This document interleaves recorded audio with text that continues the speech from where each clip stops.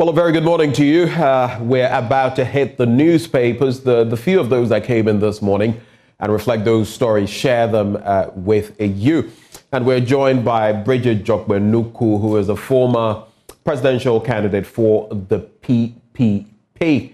A very good morning to Bridget. Thank you so much for joining the conversation. Good morning. It's a pleasure having you. Happy to be here again.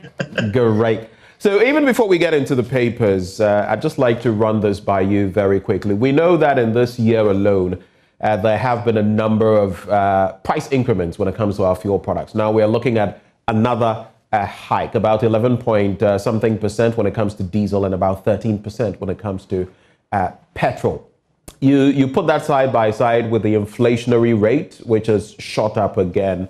And as of today, like we're being told by some of the bulk oil distribution companies, we're going to see yet another increment. You know, I was just reading a story earlier today at dawn about the United States situation. They are complaining. We know how low fuel prices are there, but they are getting a gallon, which is about 14 plus liters, for $5. And we're getting a liter for just maybe even $1.50 or $2, depending on the exchange rate on any day. That's the stark reality. Your reaction to that? Well, I think this horse has been flogged many times. It's been said that the taxes on our fuel, some of them are unnecessary right now or are too much. But the government hasn't bothered to reduce those tax components that add up to the price of fuel. And probably this is the time for them to start looking at that and saying, you know, we need to reduce it for the sake of the poor Ghanaian, because we are suffering on all fronts. And indeed, when there's an increase in fuel prices, it definitely feeds into the inflationary rate, because then we feel that everything which is transported, therefore, will increase in price. I mean, most of our food stuff doesn't come from the cities. It comes from up in the communities, or in the hinterland, as we call it. And so long as it's transported, I am a business person. I bring my products from the Volta region, and the price has gone up. And I can't even blame the transporter for hiking the price. I can't even bargain with him. But obviously, there are tax components that are deemed unnecessary. Certain, I believe, for us right now, I can't remember off the top of my head, but there's something to do with toll, and there's all kinds of taxes, apparently, which add up to make the price of fuel go up. And of course, each time the price, the international price goes up, the tax is a percentage component, so that will also increase. And we must start looking at the average Ghanaian and saying, how is this affecting us? How is this affecting our inflation? And consider removing some of those taxes. I had the unpleasant experience 2-3 days ago of attempting to go to Tema. And of course, because they are fixing or repairing all access to Tema, as it were, I mean, it's either the motorway or the beach road. I went along the motorway through Community 18. So I was spared a bit of the traffic, actually, because I joined the motorway at Community 18. But I still sat in it for a good, 25 minutes or so to get out. And I thought that, well, since I was coming back to a place like Teshanungwa, I had no other option but to come along the beach road. And that was even worse. So both both roads or access roads to Tema are under construction or repair. And therefore, you sit in there for a long time. And needless to say, by the time I got back to Accra, my fuel, or to test you, my tank was close to empty, sitting in traffic and burning fuel.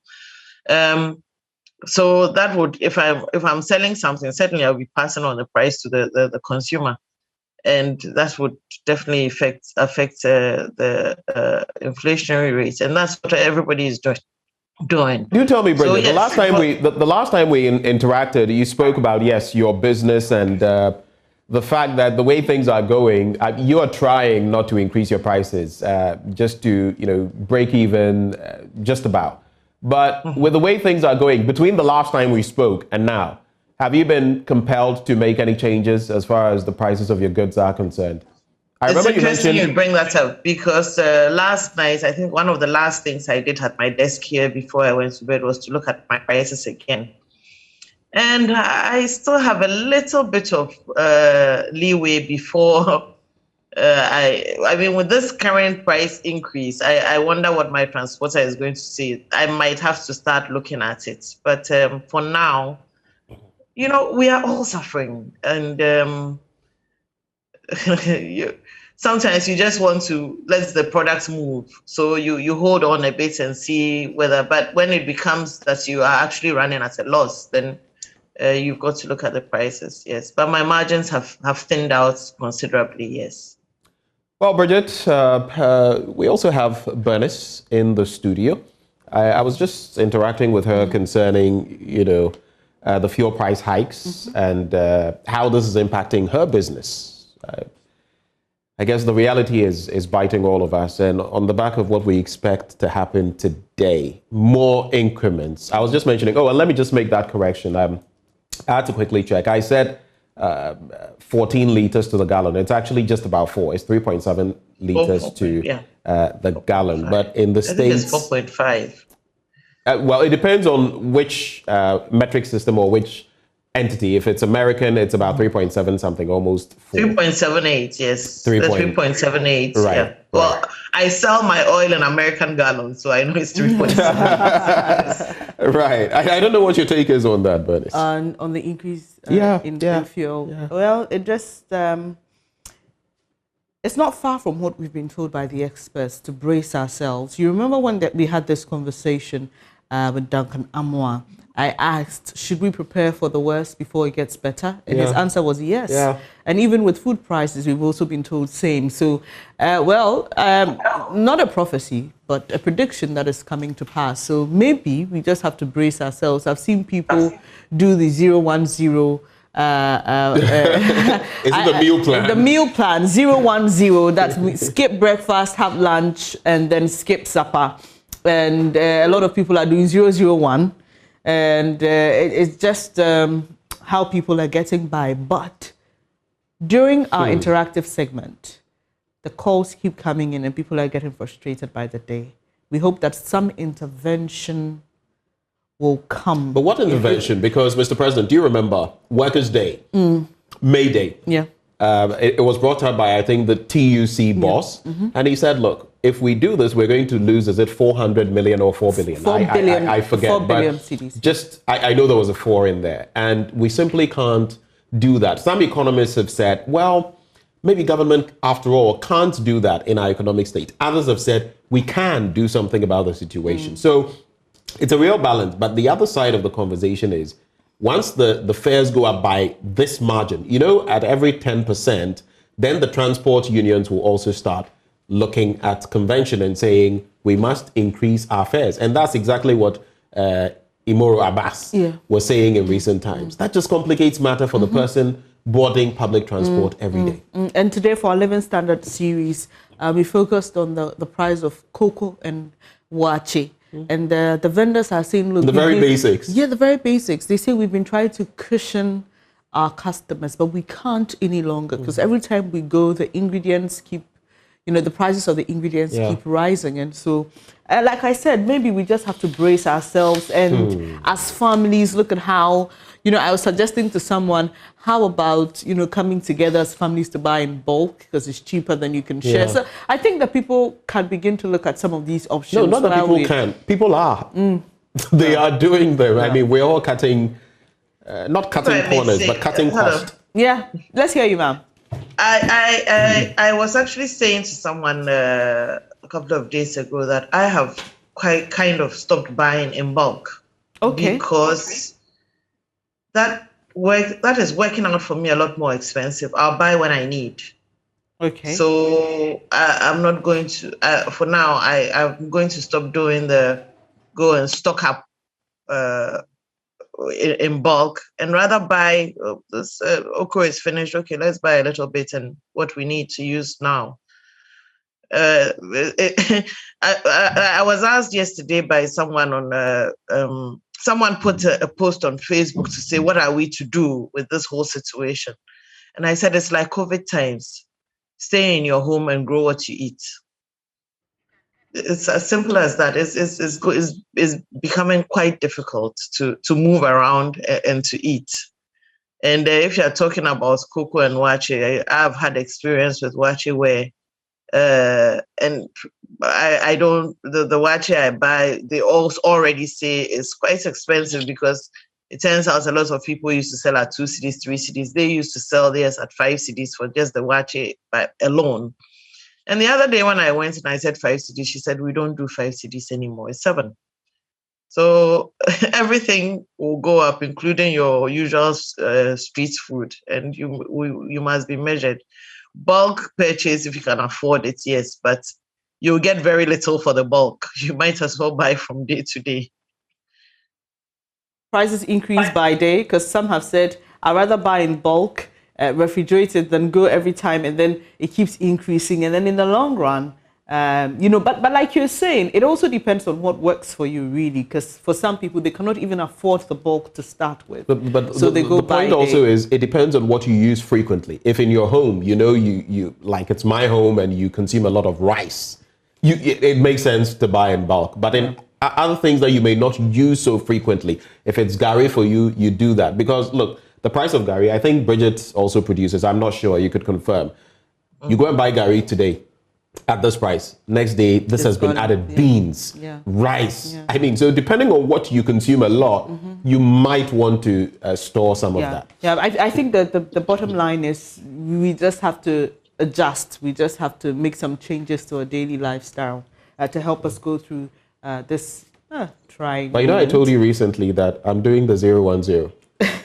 No, how is oftentimes it's not even so intentional. How is it? It's not so. How is it? Yeah. Are you able to? I don't usually go eat through your day before coming on set and all of that. I'm not a very early morning eater, and sometimes I go. It's more like brunch, entering lunch, and if you have a heavy meal, usually I can't take in too much at the end of. So it's either I don't eat at all till the following morning, or it's something really little. It's not so much of starving myself or anything like that. But okay. I mean, so let's just zoom into the papers. The front page of the Daily Guide. Some interesting stories captured in today's edition.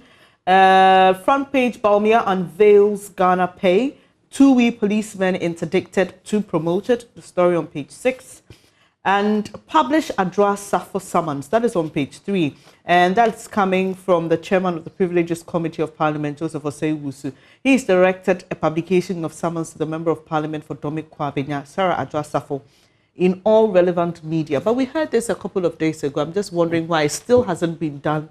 And the story is rather telling us about what the directive of the chairman... yesterday when I interacted with Andre Japa, Mercer, Member of Parliament for 2nd, and also on that Privileges Committee, he made mention of the fact that that is more of a last resort. In fact, they don't have to do it, but they're going to do it so that all avenues would have been expended, so that you can't say, maybe I still didn't see it and all that. But isn't it interesting? Let me come to you, Madam Jobanuku. Isn't it interesting that this is a member of the governing party? We're not talking of the opposition here. And it appears they are actually struggling to reach her. Doesn't that surprise you? Are they struggling to reach her? Well, that's what we are being told, and that she spoke to us, said she didn't receive the summons. Well, they say they've tried to serve her, and so they're going into the papers now. But she is a member of the governing party. Well, it's surprising. That's all I'll say. It's surprising, and if you can't reach her, if you don't know where she is, it's a bit surprising. She's a prominent member of the governing party, not just simply a member. Yes, they ought to have been able to reach her by now. Maybe legally, maybe by legal means, it's a bit difficult. They probably have to reach her in person, and that is what they struggle with. But even then, I'm a bit surprised. If they say they are exploring all avenues and this is one of them, let's see what comes up with that as well. But yes, it's a bit of a surprise. They should know how to reach her. And another interesting point is in that interview with Blizzard, she mentioned that the president was aware of her situation, right, and she had gotten permission from the president. But it's interesting that as someone I don't know about an explicit bit about getting permission from the president, but she said, yes, the president was aware of her situation and that he was the only one. But the permission translated into an extension of her leave, which was communicated to us. Right. So, which was granted, by the way. Yeah. So the question is, she did that with the president as Minister of State, okay? But having been in Parliament for so long, there's a certain procedure in Parliament also. The question is, why was that not also done? Because the reason she is being hauled before the committee is that she's been absent for more than 15 consecutive days without... Not necessarily consecutive. In her case, consecutive. Yeah. But if it's 15 within that period. Yeah. But without permission. Yeah. So the question is, you spoke to the president, but you didn't do the same for Parliament, where you've been a member for so long and should know what the procedures are by now. You know, back then there was talk about the fact that she had tried to use the normal route, which would be to go through her leadership in Parliament to get to the Speaker, because there are certain bounds you don't transcend, and almost intentionally, so to speak, that had not been done, and so she had to reach out to the Speaker himself, personally at a point in time. So there seems to be a lot as well that hopefully when she appears before the Privileges Committee, I suppose we would get, a better understanding. Okay, all right. So the other big one on the Daily Guide, the front page of the Daily Guide, AG chases Alex Mould over missing MASLOC Boss. Let me bring you details of that story. The Office of the Attorney General has filed an application seeking to serve former Chief Executive Officer of the Ghana National Petroleum Corporation, Alex Mould, through substitute service. Mr. Mould is one of the two persons who executed the 5 million cedi bail granted to former Chief Executive Officer of MASLOC, Sedina Ationu Tamaklo, who is standing trial for allegedly causing financial loss to the state. The AG's office filed the application for substituted service due to several failed attempts by bailiffs to serve Mr. Mould with an application seeking him to show cause why he should not be made to pay the bail sum as a result of the accused person failing to show up for the trial. Madam Jogbanuku, your quick thoughts on this particular story. There are more details on that on page 3 of the Daily Guide. Yeah, I find it, well, if he stood surety for her or bail for her, then, and she can't be found, I think it just makes sense that that's what is done. You go after those whoever stood surety for her. So I actually didn't know this case was still going on. I mean, Ghana, it's very interesting. But indeed, if you bail the person, arrested person out, and the person has gone missing, they would, under normal circumstances, come for you or make sure that you pay the bill figure. And I think there's just a procedure being followed. I don't know that it's a big deal for a big headline story for Daily Guide. I would even think that the Adwa Safo story was a bigger headliner than. But we know what's going on here. Okay, but the story gives us some reasons, well, let me call it reason. So it says the accused person has been absent from trial since October last year after the court granted her leave to go for a medical checkup in the U.S. Justice Efia Sawasari, who is conducting the case, read an affidavit of non-service filed by a bailiff which indicated that he went to Mr. Mould's residence on 3 separate occasions to effect the service, but no one came out to attend to him. They also indicated that's a principal state attorney that they were aware of the situation and have, for that matter, filed an application for substituted service, which is scheduled for today. All right, one last one from the Daily Guide, and we can move on to another paper. Government spent 6 million cedis on Green Ghana just for this year's edition. How much again? 6 million cedis. 6 million cedis. Yes. For the 20+ million seedlings that were planted. So I would have wished that there would have been a breakdown. That's always the problem, isn't it? What the 6 million comprises of. But unfortunately, the story doesn't do that. We're only told the total number of seedlings that were distributed. And this 6 million cedis is exclusive of support extended towards the exercise by other organizations and individuals. I see. Yes.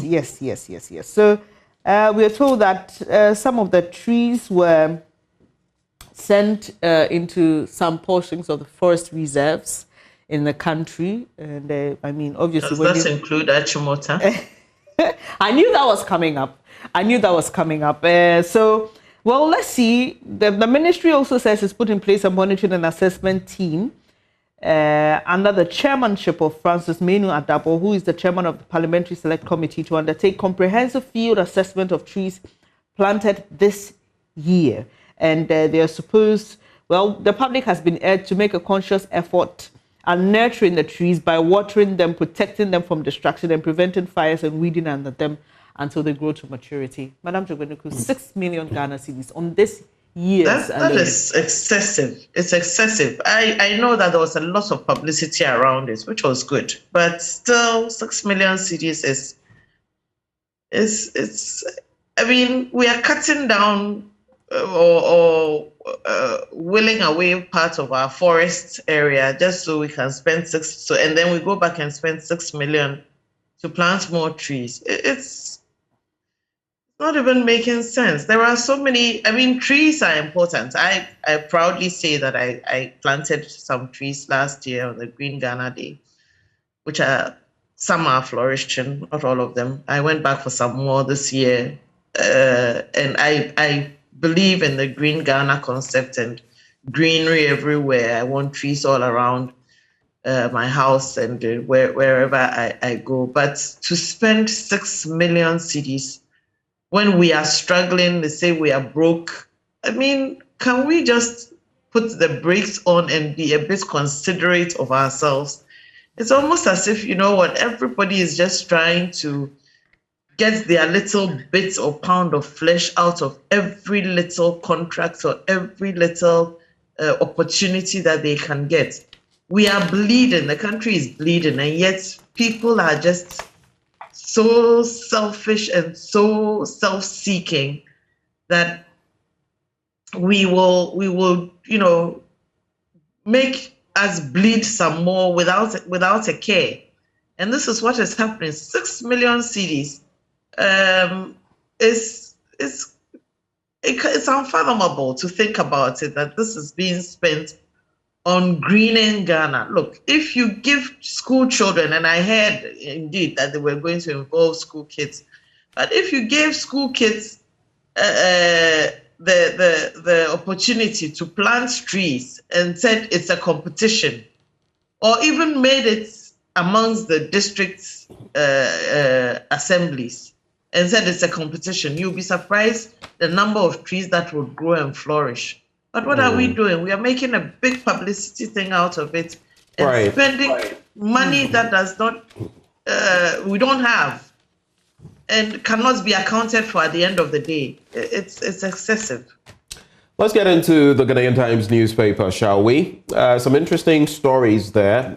VIP unveils Ghana Pay mobile money service to promote financial inclusion. I'll bring you some details of that. There's ECG scales up security as it replaces postpaid meters in Yellow Krobo. Dram Oil sues Deloitte over audit negligence claim, and CSO's Lord Government's U-Start program. But let's look at the VIP unveiling Ghana Pay mobile money service. And Dr. Mahamudu Bawumia has launched the Ghana Pay mobile money service, an electronic payment platform to enhance financial services and promote financial inclusion. The Ghana Pay is a mobile money service, the first bank-wide solution in Ghana, providing an opportunity for users to have access to unlimited banking services in addition to existing mobile money services.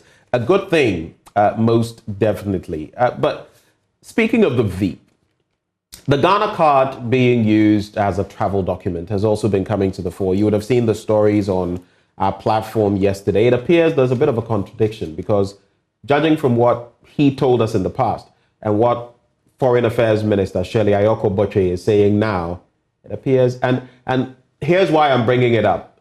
We have a lot of these, not confluences, but disparities or divisions, because sometimes you hear one thing from one government official, next thing you know, it's like the toll booth thing. You hear one thing from a minister, you hear another thing from an MP, you hear another thing from a different minister. I don't know what your take is on that. That's what I'd like to focus on, Bridget.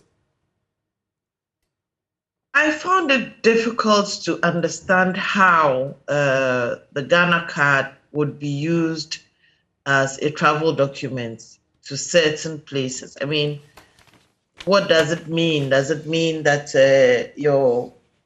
where you require a visa, your visa would be loaded onto your Ghana card? I still cannot understand. I know that I still hold a passport and I do have a Ghana card, and I haven't tried traveling anywhere with my Ghana card. Shadi Ayoko Botchwey says, go with your passport, and then, I mean, you can carry your Ghana card along for other reasons, but go along with your passport, definitely. Well, I'm yet to try to use my Ghana. Well, I take that back. I have actually used my Ghana card before somewhere. This was long before this. I got my Ghana card quite early. But that was a very interesting and funny experience. But it was internal travel, domestic travel in the United States, and I had left my passport in one city and I was going somewhere else. It's where they trusted me. I went on trust, really. So it was based on trust, not because there was a system. I went to verify the details. Right. There wasn't a system to verify it, and I frankly don't work with. I would not claim to know how foreign affairs works, but my Ghana card being used as an international travel document, I think it's stretching it a bit, and maybe we should credence to the foreign minister for now. Maybe it will at some point we'll work it out and we can go with it. Bridget, so we'll just take some more stories from the Business Finder newspaper. But as we talk business, our currency news today, it's also on our Facebook portal.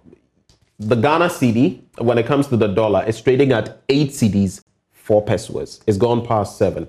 The British pound, 9 cedis, 86 pesos, and the euro, 8 cedis, 46 pesos. Bernice.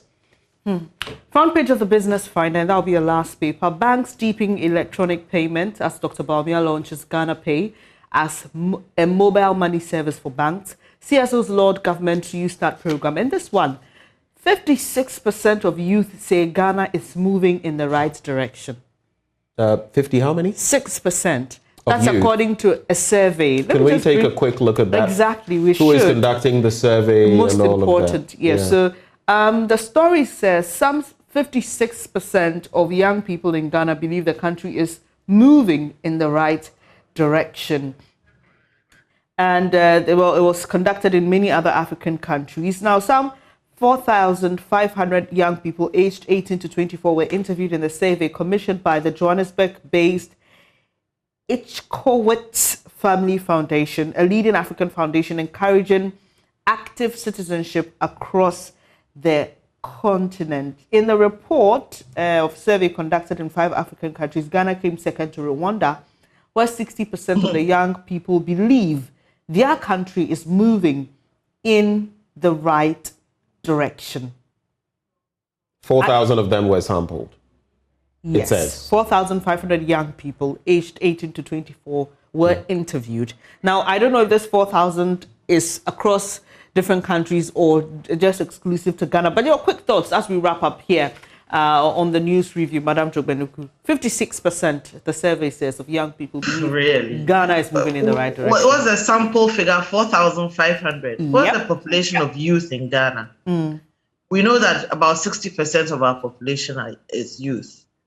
We are about 30 million. 60% should be, help me here. Just about 20 million, at least. About 20 million. And you sample 4,500 and say 54% of that. I mean, is this a joke or what?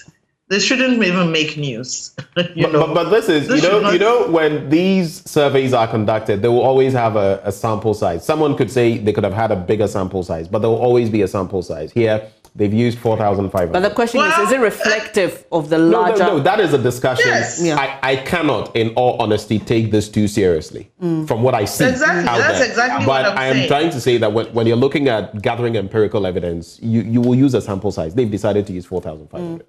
Well, and that's exactly what I'm saying, that 4,500 does not represent the number of youth. Where did they find them? And who are they? And reading the story, and let me ask this: if Ghanaian youth are so happy with the trajectory of the country and where it's going, why are they so angry on social media? I mean, I go on social media these days and everybody is insulting the other. There is so much anger. Why are they so angry if they are happy with the way the country is going? So please, we shouldn't be putting out this.